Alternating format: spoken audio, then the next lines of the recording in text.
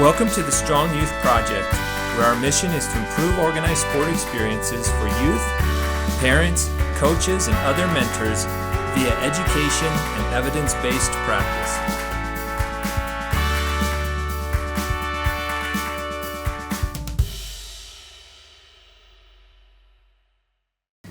Hi, welcome to the Strong Youth Podcast. Today we're going to be interviewing Michael Davie, who is the Director of Strength and Conditioning and Sports Science at BYU.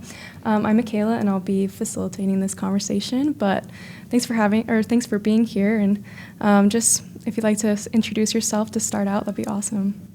Well, thanks for the invite. I'm grateful to be here, and so my name's Michael Davie. Looking after men's basketball at the moment. Been here for 2 years, and thoroughly enjoying my time here at BYU. Prior to that, I spent 8 years in Milwaukee with the Milwaukee Bucks in the NBA, and similar role in strength and conditioning. And kind of a key highlight there was the NBA championship in 2021. So that was a lot of fun. My previous 10 years before that, I've worked in Olympic sports. So working in Australia with the Australian swim team, diving team. So you got the opportunity to go to the London Olympics with the teams. So that was a big highlight. But work with a broad range of sports. So from youth development athletes all the way to the Olympic level.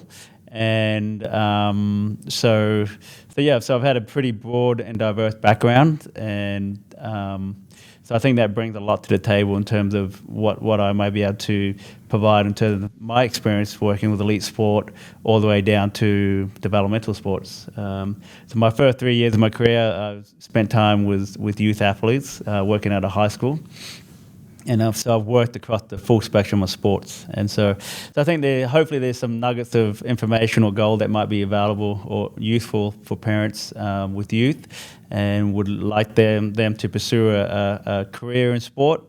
So I think hopefully in the next hour or 40 minutes we can cover some interesting topics. Yeah, I'm sure we will. It sounds like you're very well versed in this aspect, so I'm sure we'll learn a lot. Our first question is, what are the roles and responsibilities of a strength and conditioning coach in helping athletes? Good question. I think we're here to help. We're here to provide knowledge and information, to give people skill and knowledge to help themselves eventually. So help them be a better athlete, and that has a whole heap of different things that go with it, from the psychological components of sport to the physical aspect, which is what we're predominantly looking after. So really the goal is to help people get the best out of their abilities. And so we're in the trenches with them, trying to help them maximize their talent and use the skills that we have to enable that to happen. Yeah. So it kind of sounds like it might be different for each person. You kind of have to gauge where everyone's at. Is that true? Yeah, absolutely. I think that's one of the things I love about basketball. The sport is so small. We have 15 athletes. You can really build an individual relationship and take the qualities of each of those athletes. Versus, say, football, you've got 100 athletes. It gets really difficult to get into the detail. And that's one of the things I love about basketball. There's a small enough number where you can really get to know the athlete, and you can tailor the program to their strengths and their weaknesses. Yeah, for sure. That's awesome. So along with that, how do you assess an athlete's current skill and performance level? How does that look like? It's definitely got a more complex. There's a lot more technology that we use to help us make those decisions.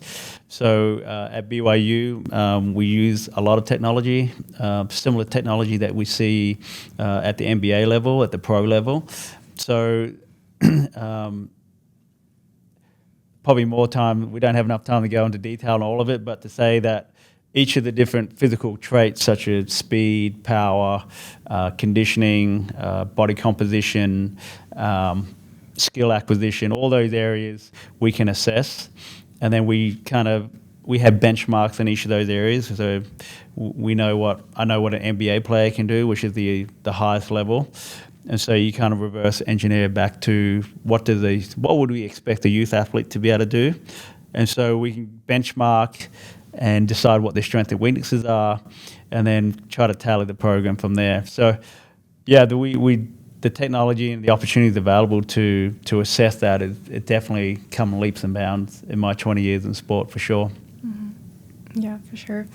What are some common strengths and weaknesses you've noticed when working with those athletes? When I think of youth athletes specifically, I think the thing I see, or the thing I want when I get an athlete, let's say I get a high school athlete that comes to me, I want them to have what I call movement competency. And what I mean by that is the ability to move their body in a very rhythmic, smooth, and controlled way, and they have good control of their body weight. So, for example, body weight squats, lunging, being able to do a push-up, being able to do a pull-up with their body weight. So being able to control and manipulate their body weight in a very coordinated way is kind of the foundation in which we can then train, strength train and do power training or more advanced training on top of that. So what I find when I get athletes that come to me, there's some things that I need to correct. So it's a movement, what I call movement competency. I need to correct those things before we can kind of advance and move forward.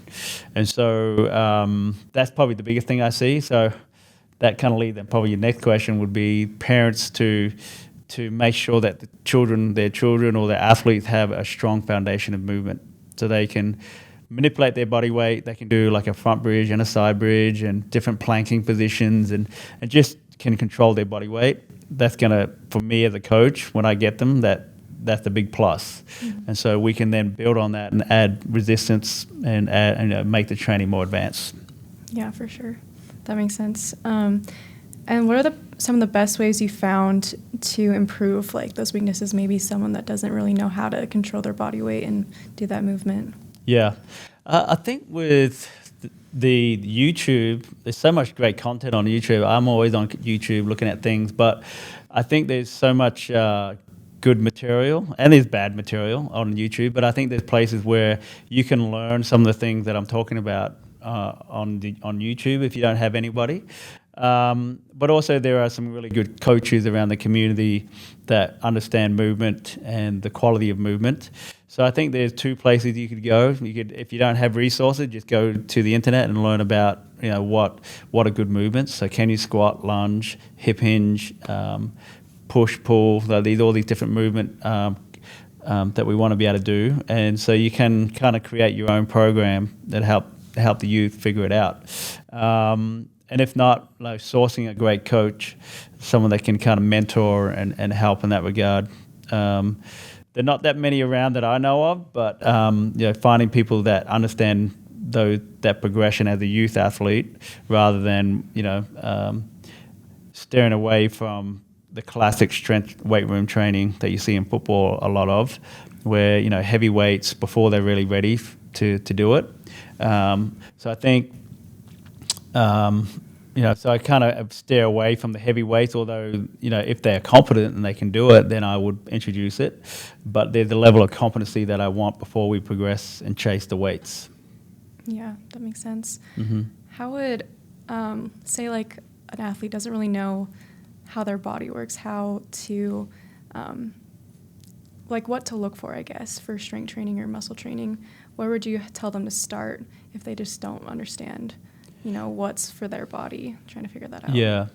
I think that's part of it. It's a bit of an exploration, isn't it? And you kind of learn what works for your body. And that's part of what I think for me as a coach is, and part of my philosophy. So I try to have a big toolkit. Like if I'm a tradesperson, the more tools that I have available, the more options I have to fix things or make things better.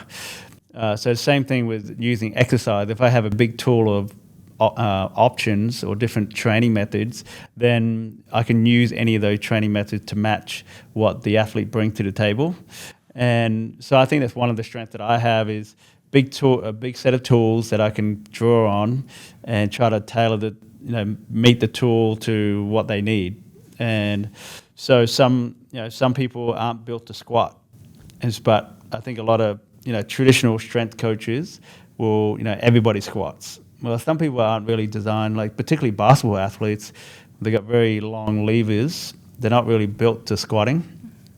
So what are you going to do if that's not your go-to tool, so to speak. So just having different options available to you, and where to go to get that information is a great question. There are some resources. There's a company called Movement Dynamics. It's a mentor of mine that created a curriculum where you can learn about this movement competency and having streams and how to assess. And I talk about it in the presentation I gave for the podcast earlier this year. So there's a couple of resources that you can buy. So there's a company called Movement Dynamics. They have a website that had different books and resources that you can gather. I think they're like $25 a book, and there might be 2 or 3 different types of books. And it really explains this concept of movement competency, how to assess it, how to measure your capabilities, and then what are your weaknesses and strengths, and then what you can do to train those areas. So there are some resources out there that you can tap into. That's awesome. It's super good to know. What are some measurable goals that you encourage athletes to set? I always think strength is one component of it. Most strength coaches would chase those strength numbers, but I think the conditioning piece, so depending on the sport that you play, conditioning is super important.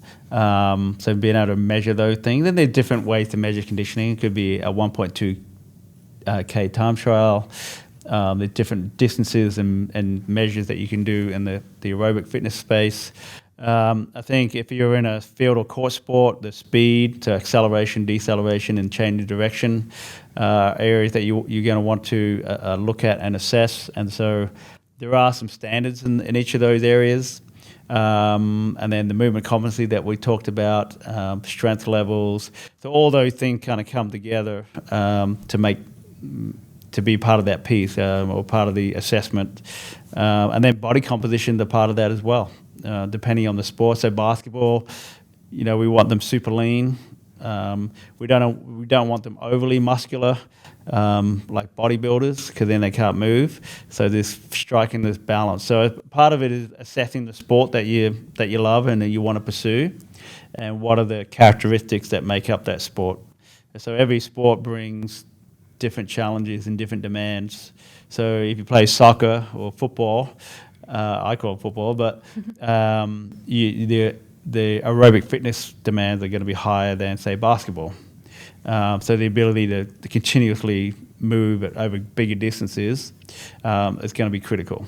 So I think where in basketball maybe more the acceleration, deceleration, and vertical power might be more important than vertical power is probably not that important for football. So each sport has a different demand and has different things that are important. And so just assessing each of those areas that are important to the game and then determining where you might need to work on probably makes sense. Yeah, for sure. How can coaches and parents, maybe especially parents who don't understand sports as well, how can they support their athletes in these goals they're setting and getting stronger? The reality of sport, and like I said, I've worked across the full spectrum, like a very, very small percentage of people make it at the elite end. So NBA, MLS, whatever the elite is for that sport, very, very few people actually make it. So that means that there's a large proportion of people that aren't going to make it at that level. And so how do we find enjoyment in sport? And what can we take from sport that's going to translate to other parts of our lives? So looking at the big picture and realizing that only very, very small people make it. So that changes the way you should view the sport. Like try to do it for enjoyment, whether it's the social aspects, being a part of a team, so team dynamics and how to interact with other people and different types of people that come into your life through sport. So I think it's a wonderful environment. Sport provides a great environment and platform to learn a lot about yourself and learn a lot about others and how to interact. And I think that those skills really translate into the business world or the real world, I call it. You get to navigate and figure that bit out a bit better. I think you got more skills than you would if you had not played sport. So I think parents just putting them in those environments are going to help. And not creating too much demand. I see a lot of, no, I wouldn't say a lot. There are parents that put a lot of pressure on their children. and want them to be the next LeBron James. But the reality is, not too many people are going to make it. So maybe just shifting your perspective to enjoying the sport and letting them grow in other areas are going to be as beneficial even if they don't make it as an elite athlete. The other side with elite athletes, most people aren't prepared to make the sacrifices that these elite athletes want to make, put into and dedicate, and the thing that they sacrifice to get there. People don't see that bit. They just say, AJ DeBastis is one of our players. There's some really good benefits from who he is and what he gets to do, but there's also drawbacks because he's got to sacrifice a large amount of his time. So socially, where he spends his time is limited because he's got to dedicate so much time to the sport. But there are some upsides to it. So like everything. So I don't know if a lot of people actually want to make the sacrifices that some of these elite players make to get to that next level. And so it requires sacrifice and a lot of time to get to any elite in any of these sports, whether it's swimming or diving or track. The amount of work and dedication most people aren't prepared to make. And that's okay. And that's part of elite sport is we want to see these people be elite. And that's part of the sacrifice. That's why we love sport. Could really bring the best out of people for whatever it is, whether it's marathon running or 800 meters and whatever the sport. I think people appreciate what they do. That's what makes it so interesting, and people enjoy watching it. Yeah, for sure. I think that's so important. And what we focus on at the Strong Youth Project is making sure the kids are excited about being in sports and not just, I'm going to be the best. Because if it's not exciting, if it's not fun for them, then they're not going to stick with it, and they're not going to put in that sacrifice, like you said, to be that elite athlete they want. So I think that's super important to be excited about it. And if you're not an elite athlete, and most of us, the reality most of us won't be. Mm-hmm. That's the competitive nature of these sports, and that's okay. There are other values to sport, like we talked about earlier, just the team building, the relationships you build, the social aspect to it. There's a lot of value and benefit outside of just being an elite in that particular sport. So don't undervalue that stuff. And the soft skills that you're going to learn that carry over into business and to life afterwards. Yeah, for sure. Love that. Kind of switching topics a little bit, but how often should a training program be evaluated and adjusted to meet an individual and a team's need? I'd say as a youth athlete, probably every 8 to 12 weeks. So if you actually look at it actually takes time for things to change. Mm-hmm. So you need to allow time for them to adapt and change, particularly as a youth athlete, as a younger athlete. As you become, more skilled and more developed and specialized into a sport, then you can change it more frequently. Maybe it's once a week, maybe it's once every 4 weeks or 3 weeks.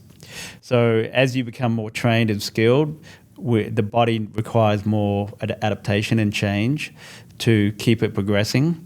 Whereas when you're a younger athlete, you can spend 2 to 3 months working on the same things and still get benefit from it. So I think over the life cycle of an athlete, it kind of changes and evolves over time. Yeah, for sure. Yep. And then how many sessions per week would you recommend for strength and conditioning for a young athlete? I think 3 times a week.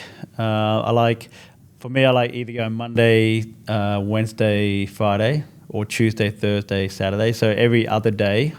So you think about when I do, say, resistance training, I want to allow 48 hours for the body to adapt to that stimulus. So if we do, whatever it is in the weight room on the Monday, allow my body to adapt to it and allow 2 days or 48 hours.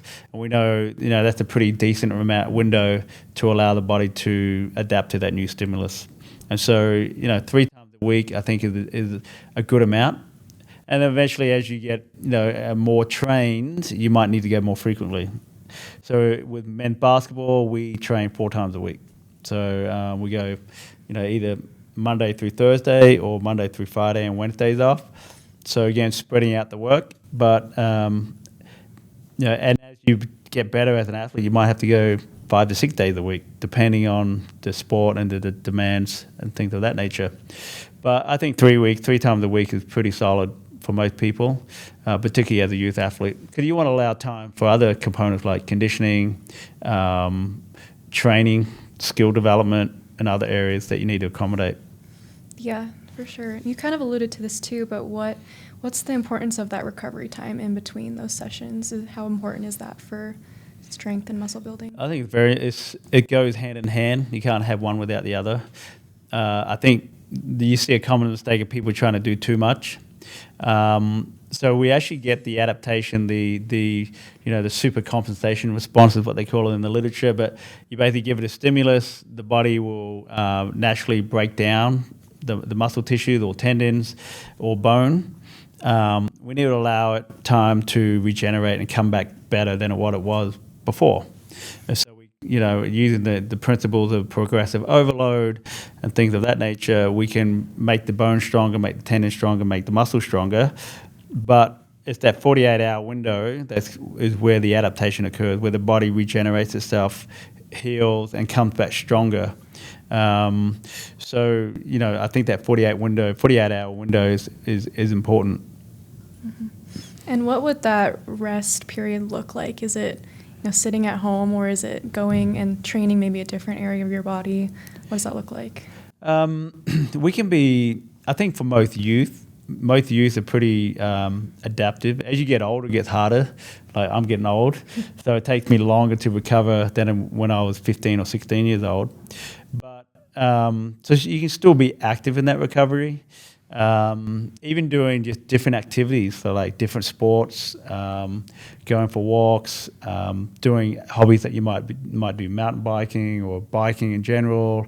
So any activity that's different to the activity that you do on the main. So if, say, basketball is your sport and you play 3 times a week and you lift 3 times a week, then recovery could be going for a walk, a bike ride, going into the pool, just different activity that's still active but not the same kind of stimulus, meaning it's jumping and running and cutting and changing, which has a lot of stress on the body. Mm-hmm. So doing things that are not as stressful, that are different to the stimulus that you normally get, I think those are all good things that you could add in. So mobility work, stretching. There's been some really interesting stuff around the hot cold and using cold therapy and things like that, actually blunting the adaptation process that we've been talking about. So we at BYU basketball, we periodize the recovery. So in the off season, we actually want them to be sore, and we actually want them to adapt to the stimulus. So we don't encourage the recovery in the off season. But when we're in season and we're playing games and we want them to be recovered as quickly as possible, then we'll use ice bars and hot cold massage and different things to accelerate the recovery period, because we don't have the luxury of time. Mm-hmm. So there's been a lot of science around that space as well. So planning the timing of your recovery for when you need it, and allowing the body to actually naturally adapt to what you're giving it in the summer, I think makes a lot of sense in my mind. Yeah, totally. I would never thought about that, so that's mm-hmm. cool. And along with recovery, there's also the aspect of injury prevention. How would we incorporate injury prevention into our exercises or recovery for young athletes? I think they go hand in hand. So if you have a sound training program that it's organized to allow recovery, so we're not trying to do too much too soon, and things of that nature. So the training program itself is well organized, is going to prevent injuries. So one of the biggest things, say in men's basketball, the coach Young and I will sit down and look at the whole season, and we will decide what the training schedule should be. That is one of our biggest injury preventers just before we even start. So just by planning training and the organization of training to allow recovery and adaptation, et cetera, over a longer period of time is one of the big injury prevention tools that we have. So if you're seeing overuse injury, so you're getting bone stress reactions, a lot of tendon or muscle injuries, generally it's going to be a poor training plan. So I think the training plan needs to be sound and follow really good principles of adaptation, progressive overload. All those principles need to be in place. That's probably the number one way to prevent injury. So that's the first stage. The second stage is the exercise selection. So knowing your sport. So say football, so you play football. So hamstring strains are a big issue, groin strains, ACLs in the women's side. So what exercises can we do to limit those injury risk? In basketball, the number one injury is ankle sprains. So what can we do around that? And then we knee derangement actually second, which is like different types of knee injuries. So what can we do to protect the knee? So every sport has a different injury profile, and so there are if you go into the research, there are things that we can do to help limit those specific injuries. So putting those kind of innovative things into your program as part of your training, not waiting for an injury to happen, then we're going to do the exercises, putting things in place proactively so we don't have those kind of injuries. Now, injuries still happen. I mean, it's just the nature of sport, but there's a lot I think we can do in both the planning of training and the exercise selection, and so that goes back to being evidence-based. So using there's a large body of knowledge out there in the research that can help prevent and limit the number of injuries that we're getting exposed to.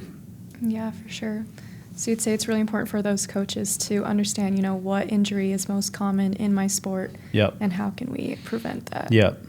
And also I think for coaches and for parents, like just understanding how the body adapts. Like if you understand the principles of how long does it take for muscle, if I stress a muscle, how long does it take to regenerate? So we know muscle regenerates quicker than bone and tendon because they have a greater blood supply. So muscles will adapt much quicker. Tendons are very slow to adapt. They don't have a rich blood supply. And so if you strain a tendon, as we all know, they take quite a while to restore. Mm-hmm. And sometimes they don't restore fully. And then bone, we know if you break a bone, it's 6 to 8 weeks. So but if, like every time you sprint, you're stimulating bone. Mm-hmm. But if you overdo it, do too much, let's say I've never run a marathon before and I run a marathon, I'm probably going to be super sore because it's too much stimulus too quick. And so just an understanding how different tissues adapt is going to help you formulate to have the principle to formulate your weekly structure. And I think most people are probably doing too much of a same sport and not allowing enough time in between, so particularly in the youth level. Mm-hmm. And that's why a lot of people, if you look at the long-term athletic development models that are out there, but particularly in the Canadian sports and others, they're encouraging kids to be in multiple sports. Not just pick one sport, but let's try different sports because there are different stimuluses, there are different challenges on the body. I think doing the one sport over and over again, that's where we get the overuse injuries and some of the other stuff that comes with it. So variety of sports, different stimuluses, and allowing time for recovery and downtime. So managing all that is kind of key. Yeah. And that's another thing we emphasize in the Strong Youth Project is just different sports for one kid, not because, like you're saying, it's better for their bodies if they're working different muscles and not just the same ones over and over. Yeah. So I think that plays into that movement competency piece, like being able to throw a ball, catch a ball, run, cut, jump, tumble. So I love gymnastics and track and field because they teach you all those different movements as well as the sports skills of, say, soccer, basketball and baseball. All these different sports bring different things to the table. And I think, so the broader that movement competency base is, I think the better they're going to be able to play the sport at the high level. There's been some research around that particular specific area, like looking at the elite end, what were those kids doing as youth? And you find most of them were playing multiple sports as a kid. And it feeds into that concept of movement competency. They've got this ability to manipulate their body in different ways had they not played those different sports, they may not have picked it up. Yeah. And so I think that's, it's a pretty broad term, that movement competency term, but I think it's super important at the youth level, because I think the broader the base, the higher you have peak that you can take them to, in terms of expressing their capabilities in whatever sport they choose. Yeah, I really like that analogy of the higher the base, or the wider the base, Yeah.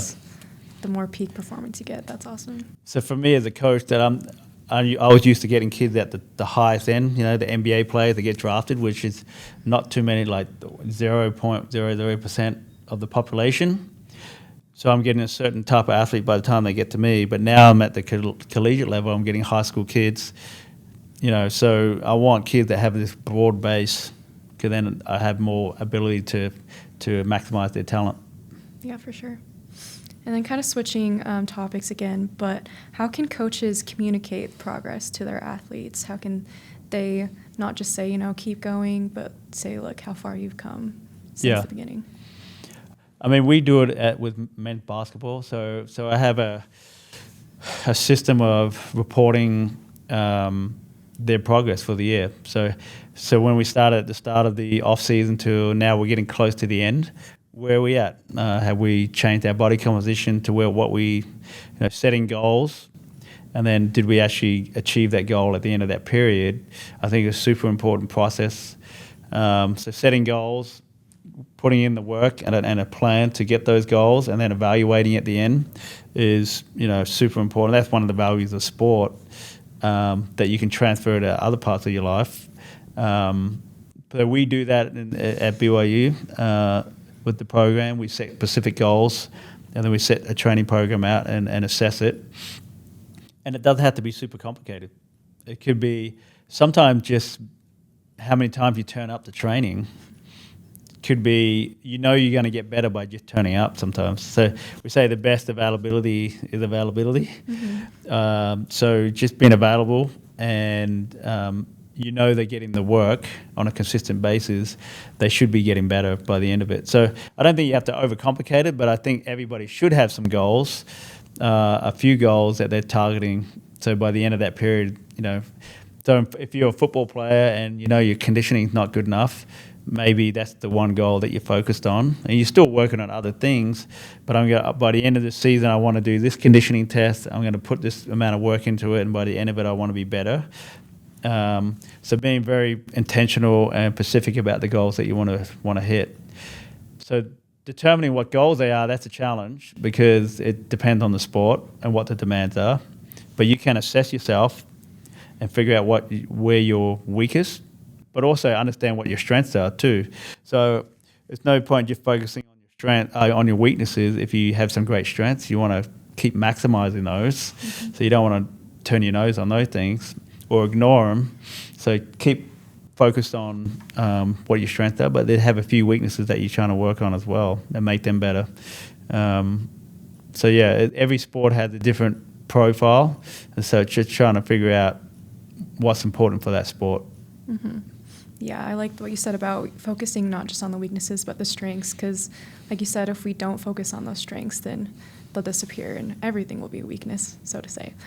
Yeah. But, yeah. And how would you, it sounds like it's really important for the coach and the athlete to both come together to make those goals, and not just, the coach has a goal in mind for this athlete, but if they don't tell him, then they won't know what to do, and kind of vice versa, the coach won't know what the athlete wants for their body if there's no dialogue there. For sure.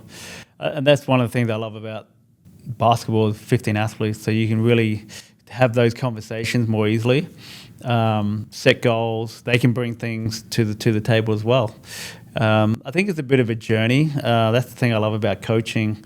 You go on this journey together as a coach and an athlete, and maybe when they're super young, they don't know any better. So the coaching involvement, you're going to provide a lot more direction and coaching, but as they mature as a person and understand the sports and the demands and understand their body, they should be taking more command of their training. Mm-hmm. So as an athlete, and that's my coaching philosophy changes over that time too. So initially, I'm more heavily making the decisions, and we're going to, but then by the end, you're making decisions and then I'm here to support you and maybe just directing a few things. Have you considered this? Have you considered that?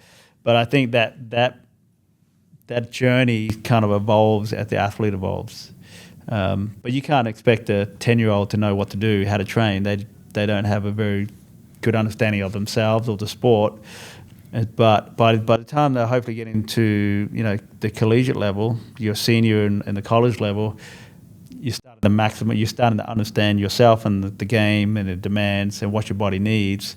So you, as a coach, you want to tap into that. Mm-hmm. So it definitely is a journey for sure. Yeah, and just kind of the coaches' and parents' responsibility is to help guide them through that journey, so eventually they can be self-sufficient and understand their body better. That's definitely one of my coaching philosophies is by the end of our journey together, you're self-sufficient. So you don't need me anymore. I'm here to help, but you don't need me as much. And so that's what I find with the players that I've worked with over the last couple of years. By the end, they're asking me, like, what do you think about this? And I think, yeah, that sounds great. Let's do it. And so they're taking ownership for their own health and wellness as well. Yeah. I think it's important.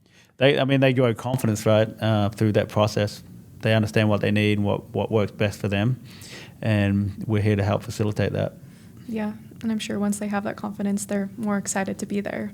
And they want to get better and know how to. So. Yeah, I think, and that's been a big shift in coaching. I think the youth generation today want to be part of the journey, and they don't want to be coached. I'd say like the traditional way where coaches are barking orders and dictating, very a dictatorship style of coaching. I think that method of coaching has become obsolete, and the new crew of athletes coming through want to be involved. They want to understand what they're doing, why we're doing it, and so the way you coach is different than what it has been historically in sport. And so you're seeing old school coaches leaving the profession, knowing that the old methods of coaching out of date, and so being an educator, trying to pass on information of why we're going to do this. Why would we monitor sleep? Well, and so we did this. We're doing it this week. I'm educating players on sleep and what the benefits are to the sport, how it will help them, and then it's on them to kind of facilitate that. So you become more of an educator. This is what we're doing. This is why we're doing it. This is how it's going to evolve. This is what we're doing in 2 weeks' time and 4 weeks' time. This is how what we're doing now is going to feed into what we're doing in 3 months. So just educating and teaching and explaining, that really gets buy-in with the current athletes, and I don't see that's going to change anytime soon. I think the newer generation really want to understand why. And some people see that as the negative. They think the youth athletes are disrespectful or whatever. I don't see that. They just truly want to understand why they're doing what they're doing, and want to be involved in the decision-making process. And so for me, that suits my style of coaching. I want to be a facilitator and a helper, and I don't need to be a dictator to do that. But I definitely think there are certain things that you need to be able to do. Let's say for basketball, there are certain levels of conditioning, speed, power, and things that you need to play basketball at the highest level. And so you explain that. You need to be this weight because this is what NBA players are. If you want to go to the NBA, this is what you need to be able to do. So that information really resonates with the players. Once you explain the why, then the work itself becomes more meaningful. Like, I'm doing this because of this. So you get greater buy-in, and it's just easy to work with the players that way. Yeah, I like that. I think a lot of kids these days do ask that question of why am I doing this? Yeah. So it is important for those coaches to explain it, because then again they'll want to do it. They won't just sit by and do it half-heartedly. They'll do it because they know it's going to be beneficial. Yeah. I think that's an important difference. And so, coaching today's athletes changed. It's different than what it was 20 years ago, 30 years ago. For sure. What would be your number one piece of advice for either coaches, parents, or young athletes? Enjoy the process, enjoy the journey. It's not always about winning. I'm super competitive, so sports bring the ugly side out of me sometimes. But I think just enjoy the process and think of it in a broader context, not just wins and losses, and try to be elite. Because that's the whole point of sport, is not everyone can be there. Otherwise, it's not worth watching, really. I think about the habits development. So the daily discipline it requires to get up early, do the training, go to school, come back in the afternoon, do some more training, or not go to a certain event to allow yourself to recover, like the sacrifices and the habits and all the other skills that you develop, being a teammate and working together as a group. All those skills are going to be so valuable. And so, just think of those broader things that you're going to develop rather than just wins and losses and winning rings and stuff like that. Although they are cool, but not everybody gets that opportunity. Yeah, I love that. That's really good to focus on. Well, that's all the questions we had for you today, but is there anything else that you'd like to share or leave with us? No, I think we covered a fair bit of ground. Other to say that, for parents, love your kids, support them, but don't be overbearing parents. But be there for your children and help them and support them. But yeah, you hear a lot of negative connotation with parents getting overly involved with their children's sport, but allow them to express their talent and support them, but not be overbearing. Mm-hmm. For coaches, I think keep learning. There's lots of material out there. Keep expanding your knowledge. I'm 20 years in. I'm being full-time strength and conditioning. Every day I'm always learning.